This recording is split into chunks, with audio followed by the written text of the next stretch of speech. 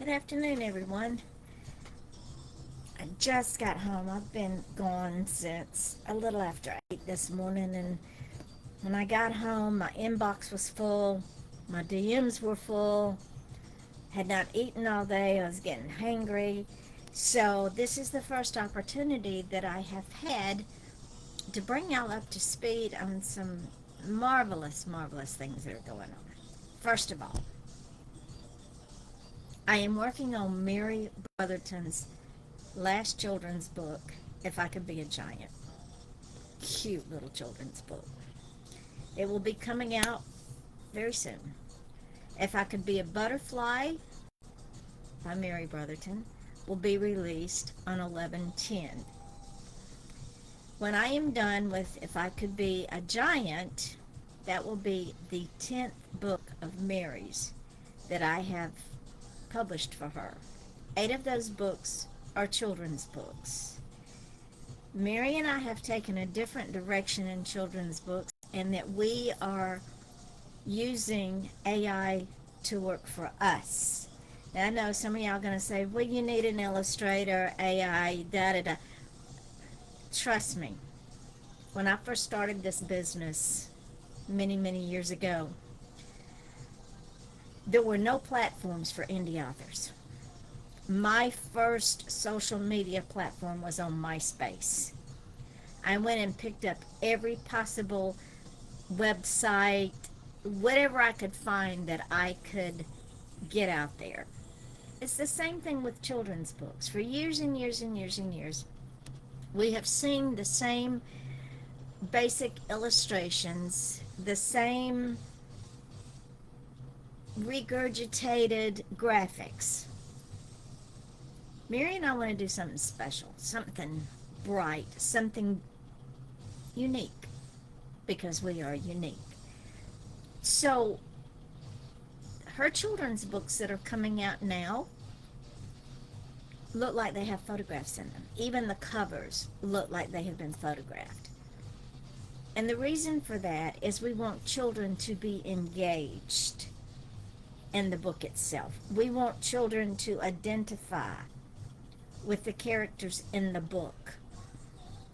The front of the book of The World's Best Grandfather has this little child sitting on her grandfather's lap, looking up in her grandfather's face with nothing but pure love. And it has the grandfather looking down at her with nothing but pure love. In the If I Could Be a Butterfly book, there's pictures of giraffes and hippopotamuses and butterflies and bees and all kinds of different things that children can relate to. And Too Many Rules, it looks like photographs of a child with too many rules and parents and stranger danger. And we want children to want to go back to that book over and over and over again.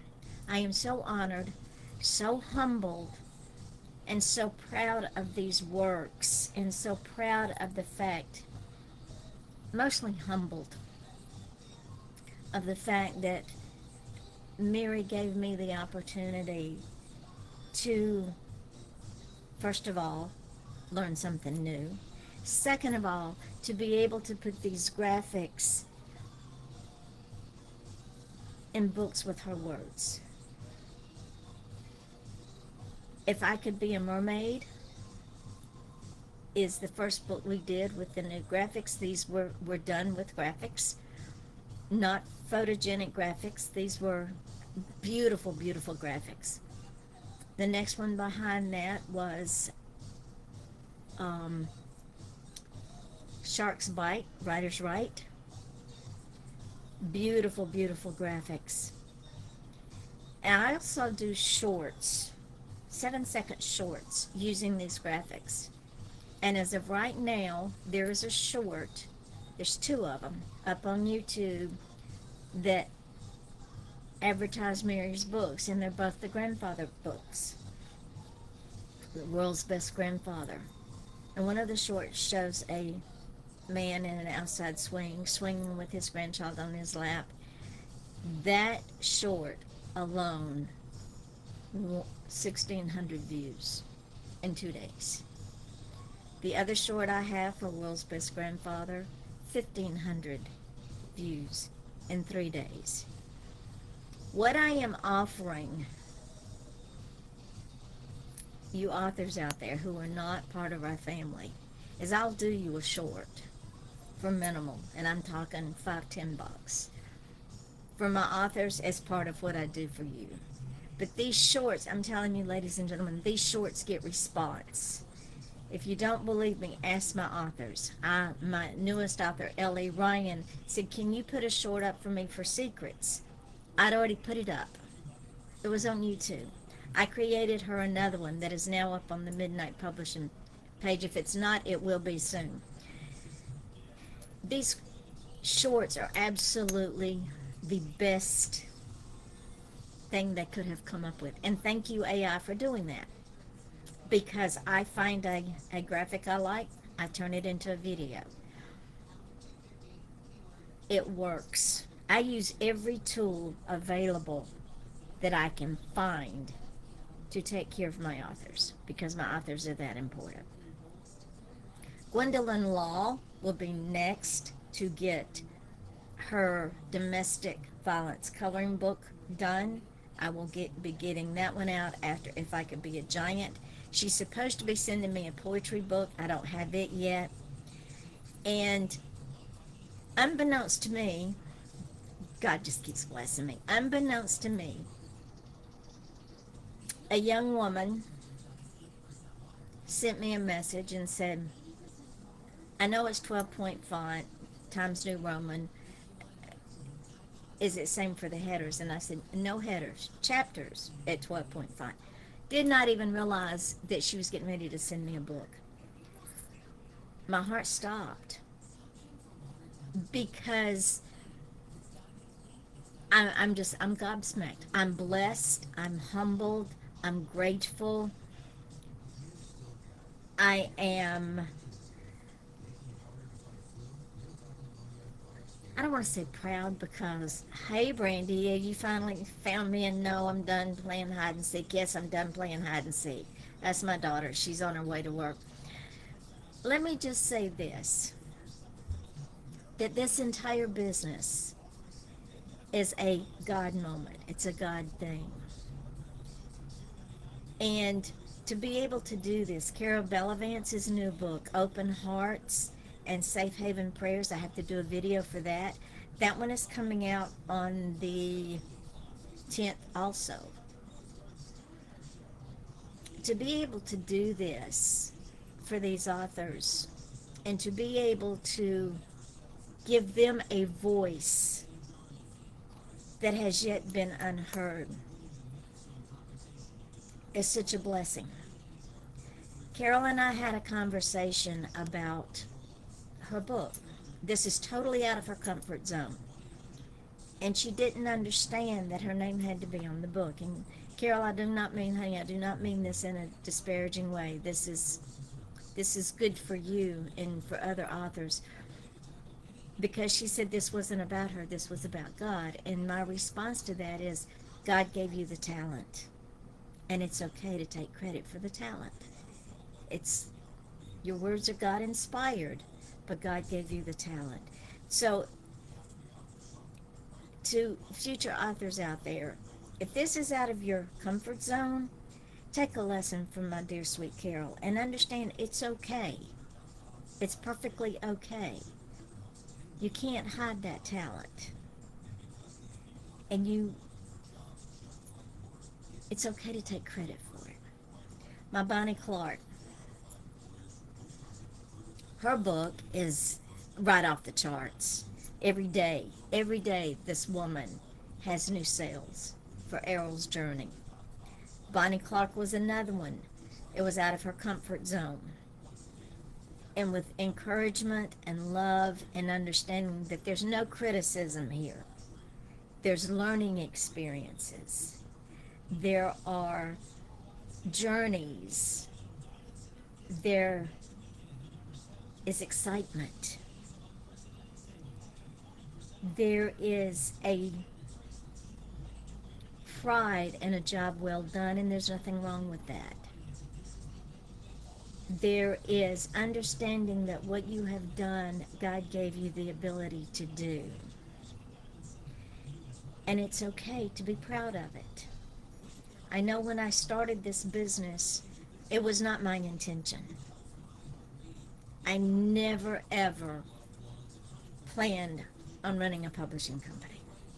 I'm an author. That's all I ever wanted to do was write. God had a different plan. My publisher died.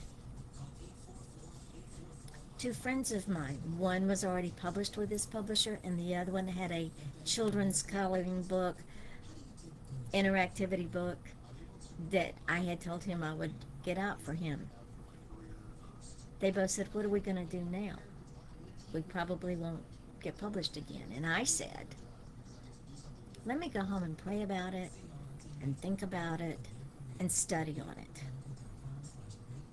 The next Sunday, when I went to worship, I said,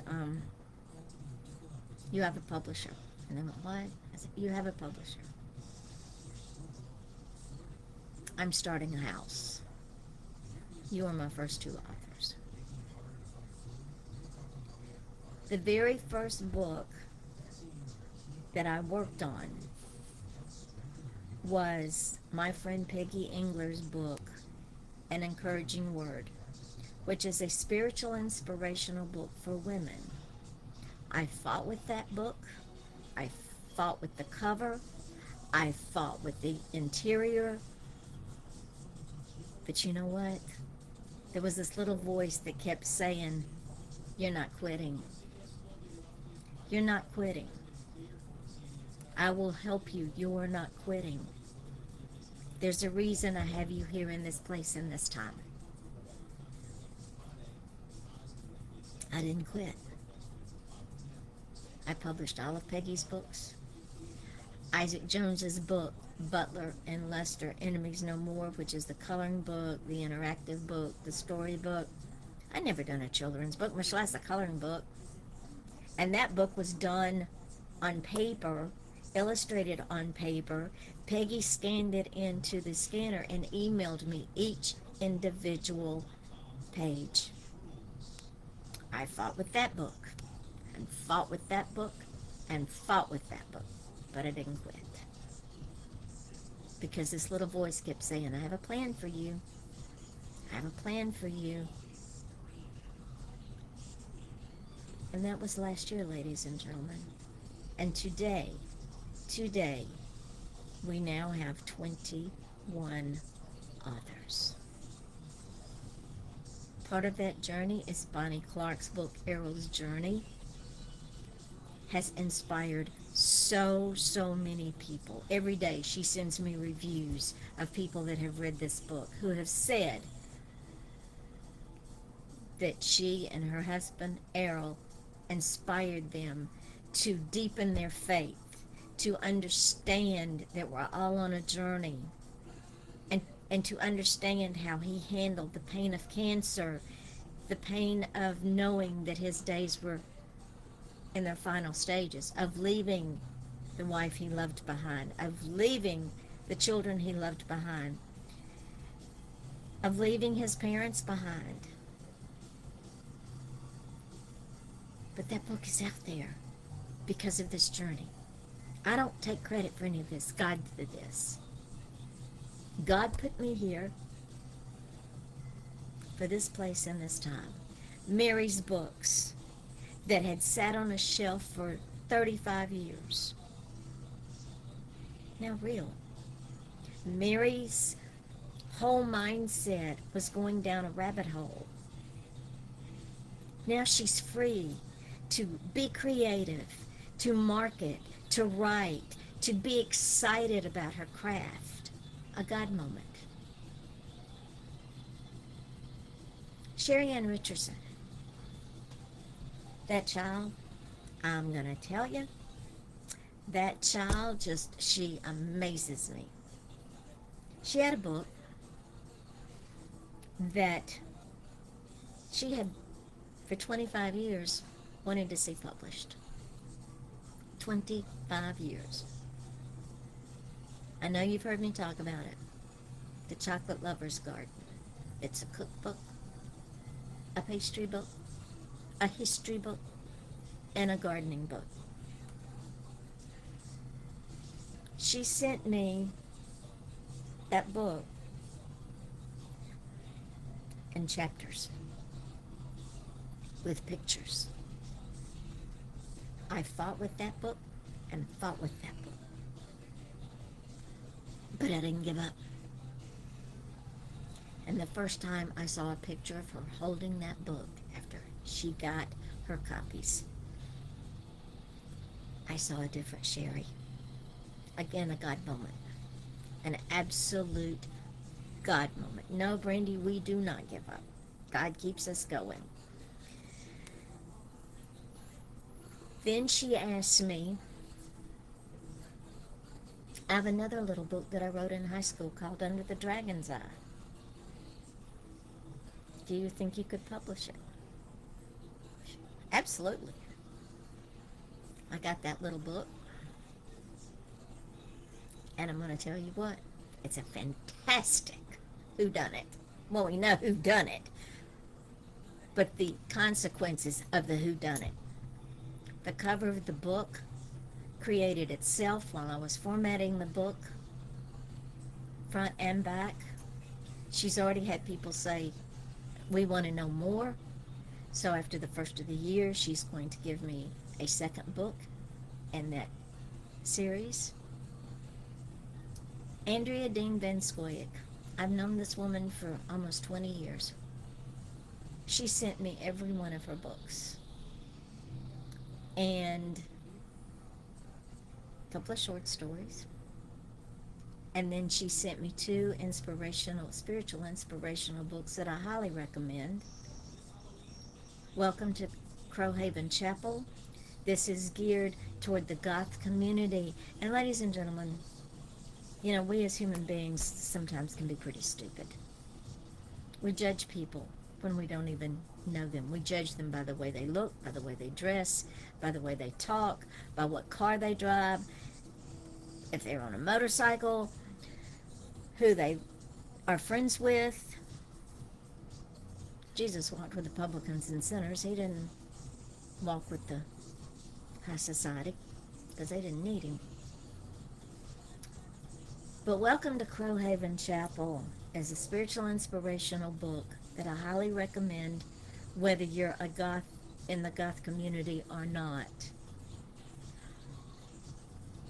But especially if you're in the goth community, because God doesn't look on the outside. God doesn't care what you wear. God doesn't care what you don't wear. God doesn't care if you're a millionaire, a king, or a pauper. God doesn't care if you live in a one-room shack or a 20-story mansion. God doesn't care if you ride a bicycle or drive a Mercedes. Because God sees the heart of man. He doesn't see the outside. So, Welcome to Crowhaven Chapel is for Christians in the goth community who sometimes don't always feel welcome in a brick and mortar big church building, which is a shame. I wear black all the time. Where I go to worship, they know I'm strange and unique, and they embrace me anyway, and they all tell me don't change. Because my heart is good.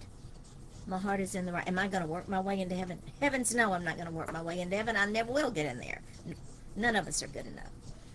But when your heart is in the right place, that's all that matters. When you are a child of God and you do what God requires, then what you wear is irrelevant. If the best that you have is a pair of shorts and a torn t-shirt, and you show up where I worship, honey, we will welcome you with open arms, because God doesn't care what you look like.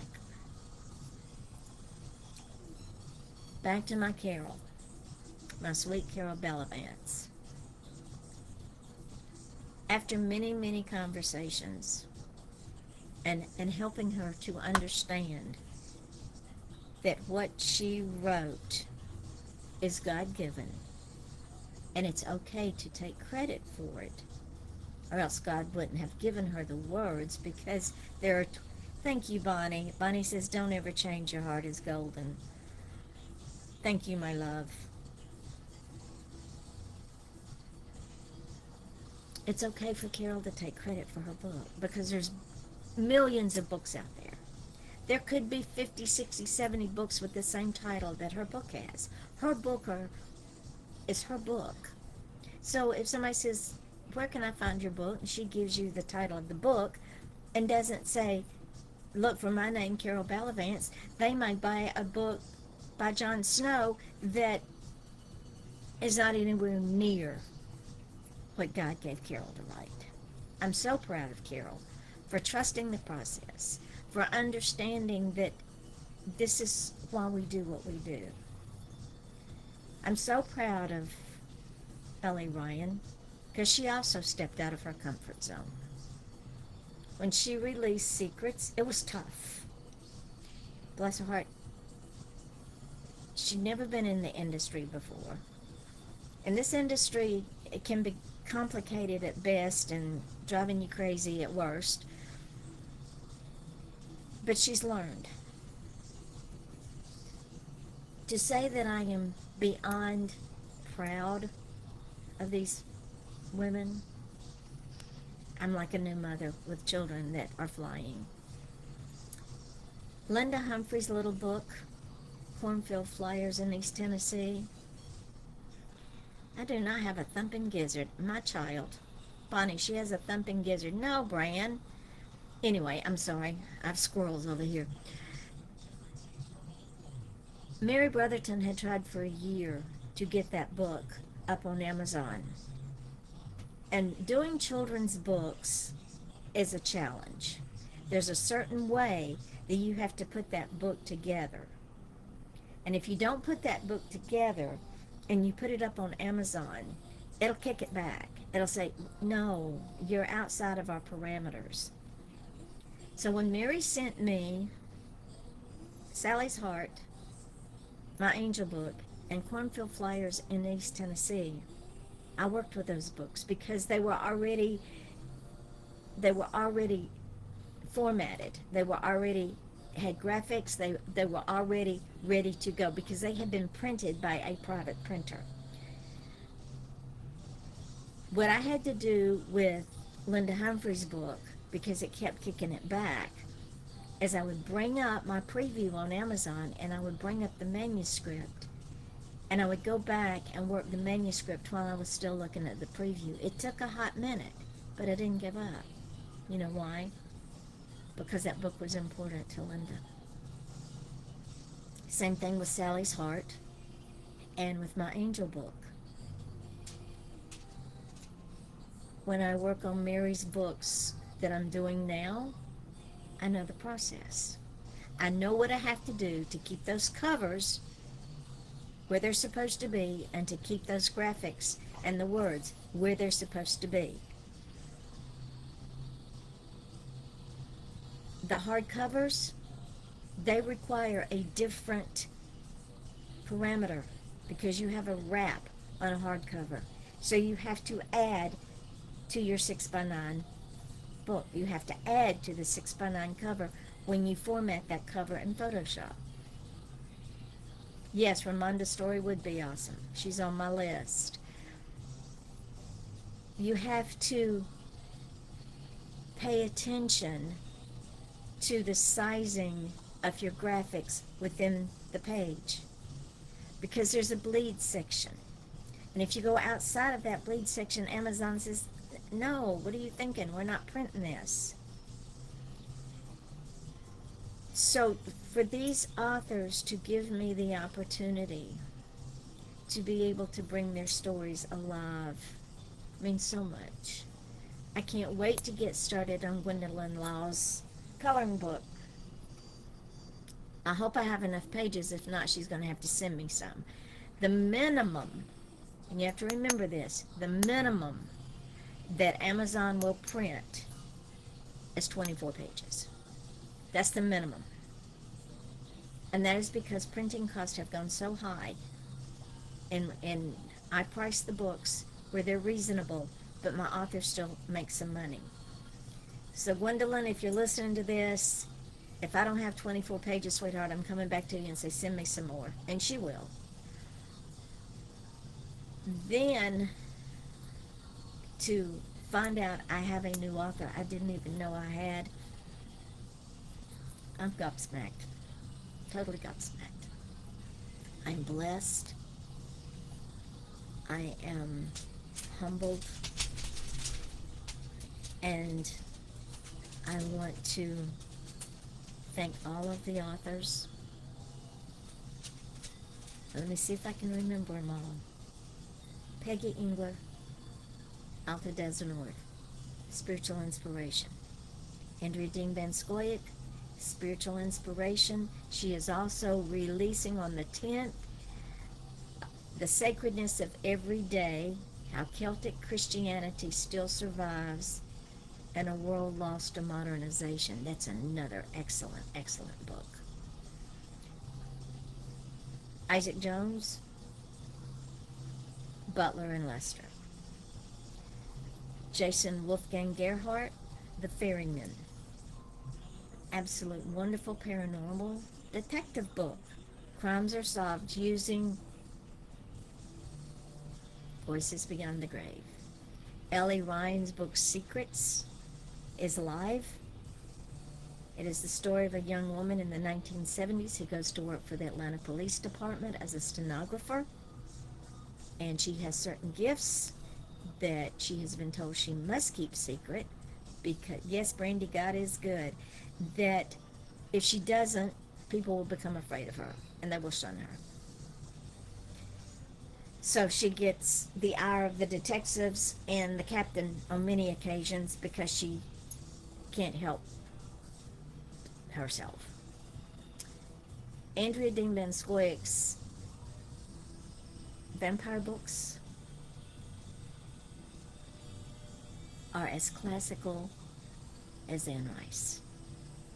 Just saying, and Anne Rice is one of my favorite vampire authors, but Andrea writes on that same vein. Kim Carmichael, her book Trophy Doctor, nice little romance book.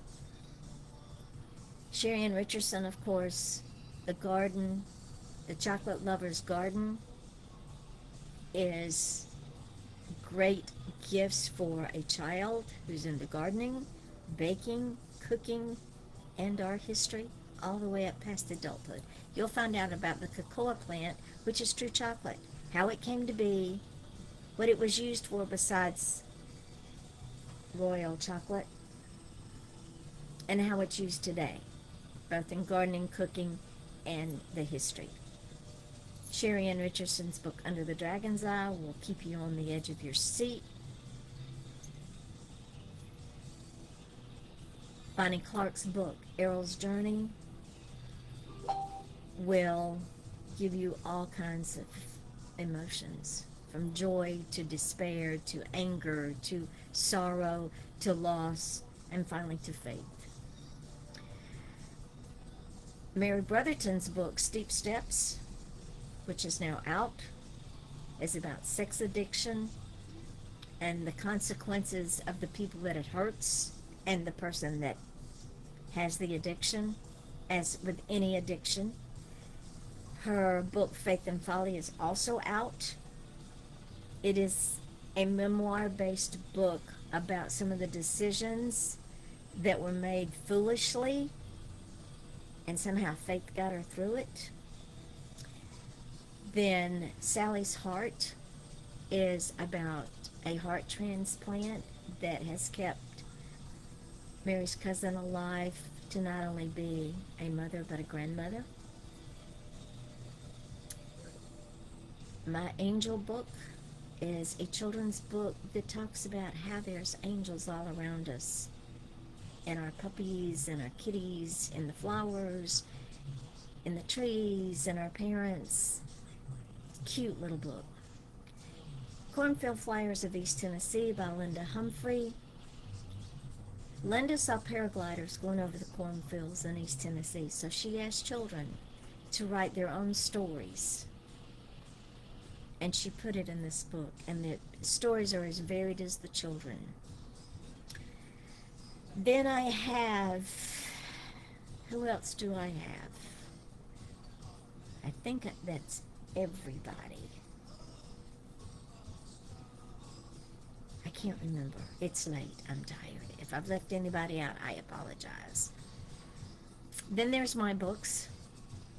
I am working on the second book of Murder in the Village. If you have not read that, you need to. It's about the village idiots that live in the village here. The second book, Duct Tape, Tarp, and a Shovel, brings in 3 new characters that were in Shady Rest. And one of those characters, her tongue is very sharp. She's raised in the Old South, very classy woman. She is a crime solver along with her 2 best friends, and she has come to pay a visit to her niece, Greer, and she's taught Greer everything Greer knows, but she hasn't taught Greer everything she knows. If you did not read Shady Rest, read Shady Rest, read Murder in the Village, and while you're at it, read The Pink Canary, because The Pink Canary is where you first meet my drag queens. And I have to give a shout out to someone that has been friends with me for 15 years. Never met her. But if she said, Yvonne, I'm coming to Florida and need a place to stay, my door would be open. And that is Vicki Lane. When I started researching The Pink Canary, which is about a private investigator who's a drag queen, or is it a drag queen who's a private investigator? We can't keep it straight. One minute she's Lola, one minute she's Lou. But she buys a drag queen club down in Key West, which is going under. Of course, there's a body involved. And she has a hostess whose name is Penelope, who in real life his name is Peter, and he's also, I've known him for 20 years. And Penelope wants to be on stage, but Penelope cannot carry a tune in a bucket. But Penelope is a natural comedian.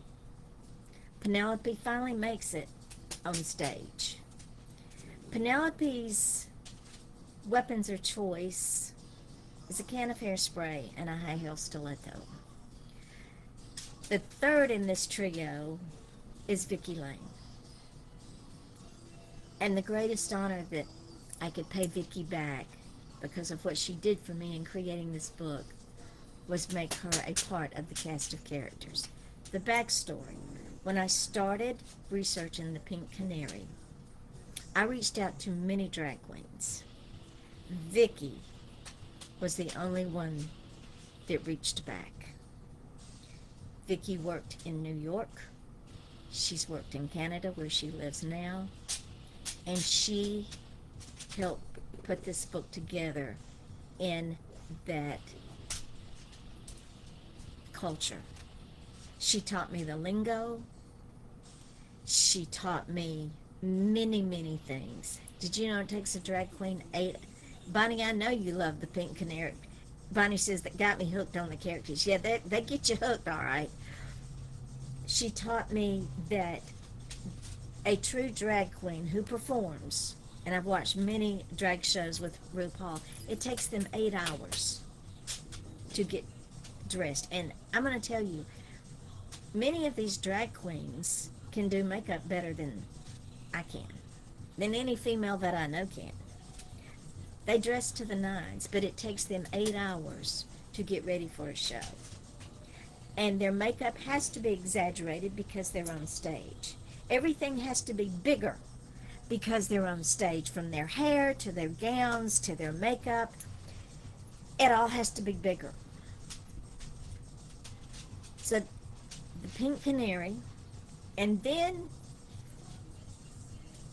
when you read When Fates Collide, you meet Alex Morgan and Hope Harrington. That is a duo that started out as a duo made in hell. Alex is a bounty hunter. She had to go pick up a jumper whose name was Hope Harrington, who was a male disguised as a woman, and she winds up taking down the real Hope Harrington, who becomes her partner in this bounty hunting partnership.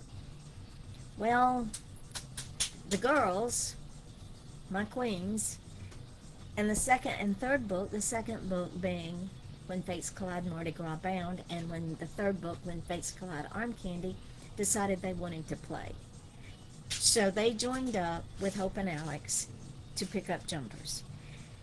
And when you read Mardi Gras Bound, I highly recommend that you don't eat or drink beforehand, because what those 5 people get into should be illegal, but it isn't. It borders, but Arm Candy, they go to Saint Martin.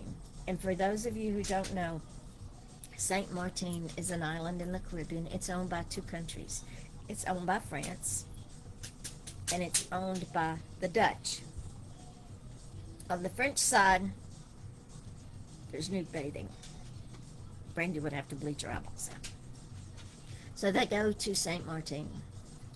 Well, when I wrote Murder in the Village, the 3 queens decided they're going to come play, and me saying, no, this is not about you. This is about a new character named Greer O'Malley. And they said, well, if we don't come play, you don't get to finish the book. So they are in Murder in the Village. Will they show up and duct tape, tarp, and a shovel? I don't know. And Amanda has already asked Greer if she's heard from the queens, and Greer says no, but they show up when they show up. So I don't know if they will show up. I have 2 historical novels, The Mad Hatter and A Voice from the Grave. The Mad Hatter is set in the year 1888, and most of us already know what happened in 1888 in Whitechapel. If you don't, look it up. But in my research, in the 4 years that I worked on this book, the reason they were called Mad Hatters is because when the manufacturers of these hats was working the pelts to make the hats pliable and soft so they could make them into hats, they did it with mercury. And mercury drove them crazy, drove them mad. No, the Ripper's not in it, but he's alluded to.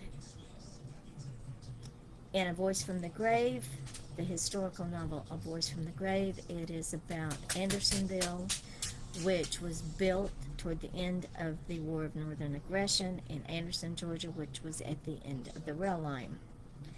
Those of you who are history buffs know what happened. Sherman came through, burned all the rail lines, tore up the rail lines, burned everything within its path. So what happened is both prisoners and Confederates died at Andersonville by the handfuls. There were over 300 women that fought in the War of Northern Aggression on both sides. Many of them, when the war was over, went home and continued to live as men. There were 3 women at Andersonville. Nobody knew they were women until they died, because when they died, they stripped them of their clothes and gave them to other prisoners because the dead didn't need them. Well, they found out that these 3 were women. 2 of the women they identified.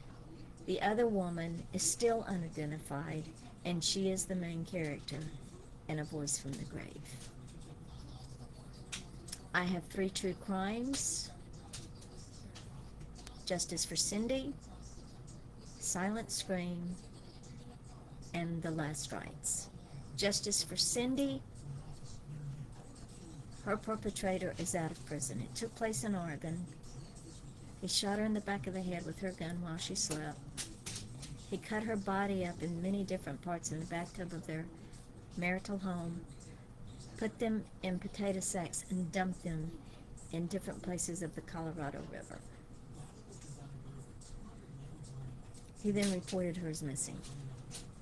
2 days later, he moved another woman into that house, sleeping on that bed, along with her 2-year-old son. When he was finally convicted, his defense lawyer said he should not have been charged or convicted for desecrating a corpse because it was a garden variety murder. He got out early because Oregon changed their laws for prison sentences for nonviolent criminals, but somehow he got out. When he got out, he reoffended. He went to live with a daughter he hadn't seen in 34 years and proceeded to molest his granddaughter and her 13-year-old cousin. Both girls were 13.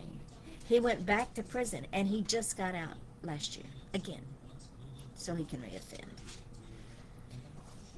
The Last Rites is about a young woman who was raped and executed in Fort Pierce by 3 young men, just because they could. She was hitchhiking down to Key West. They picked her up in Melbourne on US 1, took her over to Ulrich Road in Fort Pierce, raped and executed her, and one of the young men said that one of the last things she asked for was her rosary. She knew she was going to die. She was listed as a Jane Doe because they took her purse and tossed it over a bridge, and she was listed as a Jane Doe for about a year. Silent Scream is about Gerard Schaefer, who was the first known serial killer here in Florida. He killed between 9 and 34 young girls and women, and he killed them in pairs.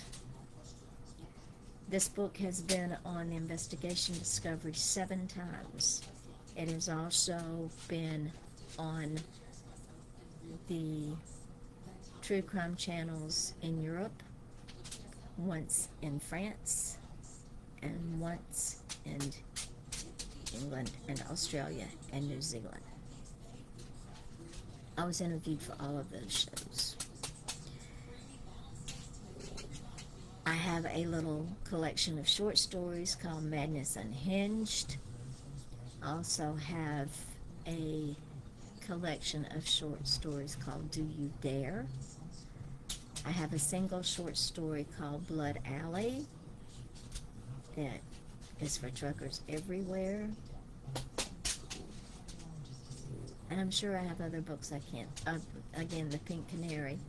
The very first book I wrote, and this is why I do what I do today, is called Dreamcatcher. Failure Was Never an Option.